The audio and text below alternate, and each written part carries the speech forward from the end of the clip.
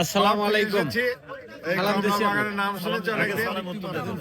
সালাম দিছি আপনাকে। ওয়ালাইকুম আসসালাম রহমতুল্লাহ। ভাই ভালো আছেন? জি আলহামদুলিল্লাহ। কোথা থেকে আসছিলেন যদি একটু বলতেন? আমরা শহর থেকে আসছি। জি জি। কোন ভিডিও দেখে তো আসছেন যে মালটার ভিডিও বাগানে? থেকে আসছি এবং গল্প শুনছি যে এখানে একটা বাগান আছে। আচ্ছা আচ্ছা। তাই এসে দেখলাম বেশ ঠিকই আছে বাগান এবং বেশ সুন্দর এবং অনেক লোকের সমাবেশ। এতে আমাদের খুব ভালো লাগলো, আমরা আনন্দ পেলাম।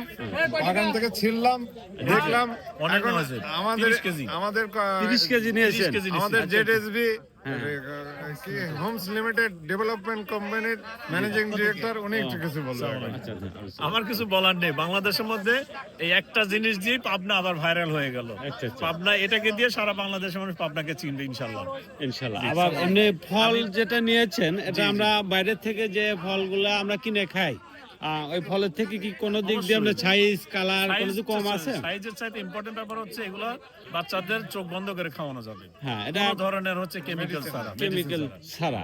আমি ইতিপূর্বে অনেক ভিডিওতে বলছি যে অন্যান্য কান্ট্রি থেকে যে ফলগুলো আসে আমাদের দেশে, তো এই ফলগুলো আসতে তো অনেক সময় 30-40 দিন সময় লেগে যায়। কেমিক্যাল দিয়ে রাখে। কেমিক্যাল অবশ্যই দিয়ে রাখে, না হলে তো এতদিন থাকবে না। হ্যাঁ। আর এই বাগানে আসি আপনার ন্যাচারাল। এইরকম শুধু এখানে না, আরো উদ্যোগ নেওয়া উচিত। আর এগুলো কৃষিবিদ বা গভর্নমেন্ট থেকে এদেরকে একটু হেল্প করা দরকার, এটার জন্য আরো প্রসার ঘটাইতে পারে, আরো সম্প্রসারণ হতে পারে। এবং কৃষিবিদ পাবনা জেলার যে কৃষি অফিসার আছে তার এটা টেক আপ করা উচিত আমার মনে হয়। না না না, আপনি সুন্দর একটা ইয়ে করছেন। আসলে এটা আমরা চাই যে আমাদের বাংলাদেশের মাটিতে যেহেতু এত সুন্দর ফল হচ্ছে, তাহলে আরো উদ্যোগ নিয়ে আরো উদ্যোক্তা আরো আসা দরকার। যে আমাদের তাহলে বাইরের কান্ট্রি থেকে ফল আনার দরকারই নেই, আমার দেশের টাকা দেশেই থাকবে। কেউ কিনবে না, বরঞ্চ পাবনার লোকে আর কেনা বন্ধ করবে। আমি তো এখানে সেটাই রিলি বলছি, আমি এই ফলমূল কিনি না, আমার বাচ্চাটা তো আমি খাওয়াই না, কারণ এই ফলমূলিন থাকে স্বাস্থ্য আরো খারাপ হবে।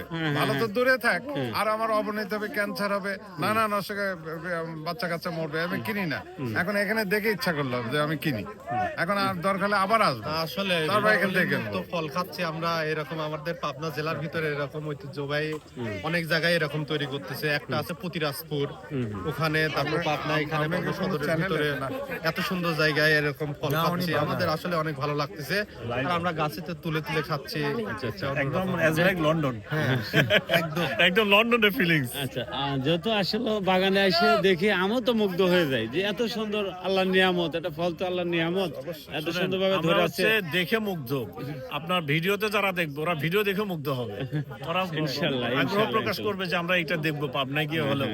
এবং অলরেডি আমাকে ঢাকা থেকে পুশিং করা হচ্ছে যে আমরা সবাই যাবো। আচ্ছা আচ্ছা। আমি এই জন্য বাগান মালিককে জিজ্ঞেস করলাম এটা কতদিন থাকবে, ঢাকা থেকে আসলে পাবে কিনা।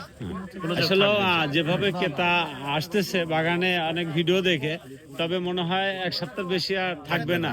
হ্যাঁ, ফল শেষ হয়ে যাবে। যাই হোক, ধন্যবাদ আপনাদের সুন্দর উপস্থাপনা দেওয়ার জন্য। সবাই ভালো থাকবেন, আমাদের জন্য দোয়া করবেন। আল্লাহ হাফেজ। আসসালামু আলাইকুম।